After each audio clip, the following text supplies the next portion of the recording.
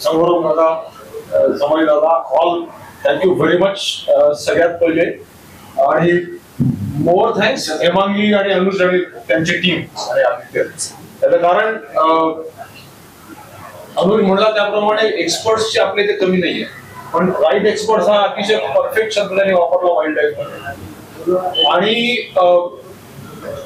पुण्यामध्ये जेवढी ताडोबाविषयी माहिती आहे तेवढी ताडोबातल्या लोकांना सुद्धा नाही असं कंपनी म्हणतात. त्यामुळे पुण्यातलं इंटरेस्ट बद्दल हे नाही आणि इंटेन्शन बद्दलही प्रॉब्लेम नाहीये. एक्झिक्युशन बिकम्स द प्रॉब्लेम या सगळ्याचा. आणि या दोघांनी जी आयडिया मांडली होती त्याला तुम्ही सगळ्यांनी म्हणजे हा स्टार्ट आहे. आणि मी इंडिव्हिज्युअली ऍज अ वाईल्ड लाईफर म्हणण्यापेक्षा वन्यप्रेमी म्हणण्यापेक्षा मी स्पष्ट सांगतो की कधी कधी मी म्हणतो की मी बिल्डर म्हणून पण इथे आहे. त्याचं कारण काय माहितीये का, या सगळ्यांमध्ये तुम्ही बघा खरे वाईल्ड लाईफर होते. अनुज बोलला, हेमांगी बोलली, सचिन बोलला, आदित्य बोलला, विनोद बोलला. एकाने पैसा विषय बोललाच नाही याच्यावर. त्याचा सिंपल लॉजिक आहे. अनुज त्याच्या भाषणात नेहमी सांगतो की conservation without money is the discussion असं काहीतरी तू बोलतो. कॉन्व्हर्सेशन. या सगळ्यांना पैसे लागतात आणि मीडिया इज मनी.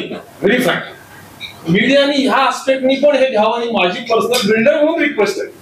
का तर जर पैसे मिळाले तर ह्या लोक काही करू शकत.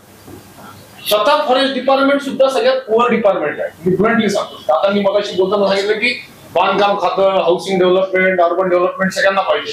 वन खातं घ्यायला कुणी तयार होत नाही. याचं कारण एक फंडिंगचा प्रॉब्लेम येतो. सो तिथून सुरुवात आहे. म्हणजे फॉरेस्ट डिपार्टमेंटला स्वतःलाच बजेटचे प्रॉब्लेम आहे. तर ते असे प्रोग्राम फंड काय करणार. आणि अवेअरनेस नीड्स मनी. नाउडेज अवेअरनेस नीड्स मनी. आणि अनफॉर्च्युनेटली सचिन पासून अनुज पासून त्या सगळ्या लोकांचा प्रॉब्लेम असा आहे की इंटेन्शन आहे, एक्झिक्युशन सगळं आहे, पण फंड पॉवर नाही. आणि फंड पॉवर का नाही तर बिल्डर डर्बी स्पॉन्सर करेल, प्रियंका चोप्राला घेईल, सचिन तेंडुलकरला घेईल, पण सचिन पुणेकरला कोणी नाही घेणार ब्रँड अँबॅसेडर. हे मीडिया करू शकते की सचिन पुणेकर माझा ब्रँड अँबॅसेडर आहे, सचिन तेंडुलकर नाही. ते जर झालं तर आय थिंक ते मीडिया ती पॉवर मीडिया करते. ते झालं तर या लोकांचा खूप मोठा जो सेटबॅक आहे तो दूर होईल. आणि अवेअरनेसचे program is the only way. आणि दुसरं मी म्हटलं असं की त्या कॅलेंडरची आयडिया जशी तुम्ही सांगितली की नाव हिस्ट्री एवढी मंथ मध्ये प्रेसनीच लीड घेऊन, मीडियानेच लीड घेऊन जर अरेंज केलं तर हे लोक तयार आहेत. तो प्लॅटफॉर्म उपलब्ध, पत्रकार भवन जवळच आहे, त्याला लागणारा सपोर्टिंग आम्ही सगळं करू शकतो. पण एक सब्जेक्ट घेऊन आपण जर केलं तर it will make wonderful difference. I am very happy की जे पण लोक येऊ शकले रोलिंग स्टार्ट झाला आपण म्हणून त्याला. आणि let us continue this train for long. Because असं म्हणतात की पुण्यातनं बऱ्याचशा चळवळी सुरू झाल्या. तो हरित पत्रकारिता पण नाही म्हणणार मी याला वन्य पत्रकारिता म्हणेन. वन्यजीव पत्रकारिताचं पण मुवमेंट पुण्यातनं सुरू झाला असं आपल्या सगळ्यांना we can be pioneer of that. आणि it will go long, it will go very long. आणि दुसरं मी म्हटलं असं की आता एक मुद्दा अजून पण एक खूप मोठा आहे. तो मी म्हटलं त्यातलं कोणी कमर्शियल अँगल याच्याकडे बघत नाही. सस्टेनेबल डेव्हलपमेंटचा अर्थ प्रत्येक स्टेक होल्डर सस्टेनेबल राहायला पाहिजे. त्यातही पैसे लागतात. म्हणजे काही केस स्टोरी जशा आज गावाच्या गाव मी स्वतः विदर्भातला असल्यामुळे सांगितलं घरटी एक माणूस मुंबईला ट्रान्सफर होतं.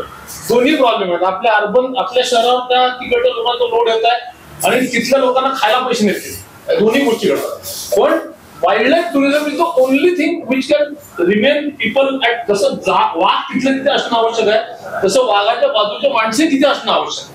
आणि हे फक्त मी वाघाबद्दल बोलत नाही. मी कडबनवाडी सारख्या ठिकाणी गेलेलो आहे ग्रासलँडमध्ये.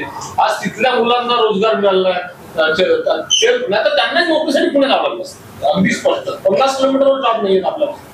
आणि दुसरी गोष्ट about covering the news, trust me वाघाला तर विनोदने सांगितलं तसं सवय होणं गाड्यांची आय कॅन अंडरस्टँड. माझ्या 30 वर्षाच्या वाईल्ड लाईफ मध्ये मी कधीही तरस हे दिवसा उजेडी बघितलेलं नव्हतं. कारण रात्री फिरणारं रिक्षाचं जनावर आहे आणि ते दिवसा बाहेरच येत नाही इतकं शाळेत मला. कडबनवाडीला केवळ टुरिझममुळे 5-5 तरस तुमच्या जिप्सी समोरून बसतात. Which is impossible. म्हणजे मी स्वतः इथले सीसीएफ येणार प्रवीण होते आपले. सीसीएफने सुद्धा सांगितलं की मी तरस कधी बघितलं नव्हतं कडबनवाडी येऊन तरस. हे फक्त वाईल्ड लाईफ टुरिझम मुळे शक्य झालं. So wild life tourism is if balancedly properly used, is not a threat for neither for animals also, nor for rather it's a boon for the resident. आणि माझं सुद्धा जर प्रामाणिक मध्ये की wildlife tourism is the only way to save wildlife balancely. आणि ते फक्त मीडिया कॉमन माणसांना काही पद्धतीने पोहोचू शकते त्याच्यासाठी. आणि जसं त्यात अमेरिकेत सांगितली त्या 16-14 साली जी रीट झाली त्याच्यामुळे सगळ्यात मोठा धोका काय झाला तर 20% जंगल ओपन ठेवली. आता 20%ला काय लॉजिक आहे, याचे काही लॉजिक नाही. म्हणजे हे मीडियाने जोपर्यंत लावून धरणार नाही, मी तर म्हणेन की जंगल ही आपली ठेव आहे, जंगल ही आपली रिस्पॉन्सिबिलिटी आहे. ते तेव्हाच लोकांना पटेल की जेव्हा प्रत्येक जंगलाचा भाग सगळ्या कॉमन माणसांसाठी ओपन होईल. आज काय होत आहे 20% जंगल ओपन असल्यामुळे वाईल्ड लाईफ कॉस्टलीच थिंग. म्हणजे दुबई स्वस्त आहे ताडोबाच्या ट्रिपपेक्षा किंवा कॉर्बेटच्या किंवा रणथंबोच्या ट्रिपपेक्षा. अशाने काय होतं कॉमन मॅन जंगलात जाऊ शकत नाही आणि मग त्याला त्याच्याविषयी घेणं राहत नाही. मी जर त्या गोष्टी बघूच शकत नाही तिथे मला काही वाटणार नाही. So again this aspect I will like to आपल्या जेव्हा पुढे आपण भेटत राहू की प्रत्येक जंगलाचा प्रत्येक पार्ट गरीबातल्या गरीब माणसाला जाता आला पाहिजे तरच ते शक्य. आणि त्याच्यासाठी जंगलातले जेवढं ओपन करता येईल आपल्याला ते जास्ती चांगला. तर म्हणजे मी आता हेमांगी आणि आम्ही सुपर मॉम्स किंवा असे शाळांमध्ये वाघांचे प्रेझेंटेशन करतो. सुपर मॉम्स मी जेव्हा फरांस्टे स्कूल मिलेनियम स्कूल त्या शाळेच्या मुलांना विचारतो की किती मुलं जंगलात गेल्यात तर 100 पैकी 80 हात वर येतात. कारण दे आर हायर मिडल क्लासच्या शाळा आहेत. आणि हे जेव्हा आम्ही गरवारे शाळेमध्ये हात वर केला होता किती मुलांनी वाघ बघितला सगळे हात वर गेले. I was so surprise. मी एवढं कुठे बघितला कात्रजच्या घाटात झू मध्ये त्यातल्या कोणीही ताडोबा बघितलं नव्हतं. वाचही नाही बघितलं कारण त्यांना ते परवडणारच नाही. म्हणजे जस्ट काढ इमॅजिन की 50,000 रुपये आई बाबा 2 मुलं 2 ताडोबाच्या ट्रिपवर खर्च करतील अगदी 30,000 ते शक्य नाही. पण आय थिंक हे ज्या दिवशी शक्य होईल ना त्या दिवशी खऱ्या अर्थाने वाईल्ड लाईफ सगळ्यांना आवडायला लागेल जास्त आणि त्याच्यासाठी प्रत्येकाने प्रयत्न करेल. आणि त्या दिवशी बिल्डर आपण सचिन पुणेकरला ब्रँड मर्चंट घेतली. Again I am coming to that. नाही तसं नाही झालं तर ते होणार नाही. आणि हे केवळ media. So thank you very much and I am happy तुम्ही सगळेजण थोडा वेळ खाऊन आला. अँड प्लीज टेबलावर जेवण आहे आपल्याला पुढे आणि लाईव्ह स्नॅक्स आहे. असं काही हेवी जेवण ठेवलेलं नाही मुद्दावर. So thank you very much and let us continue. Thank you Hemangi and Anuj for a second.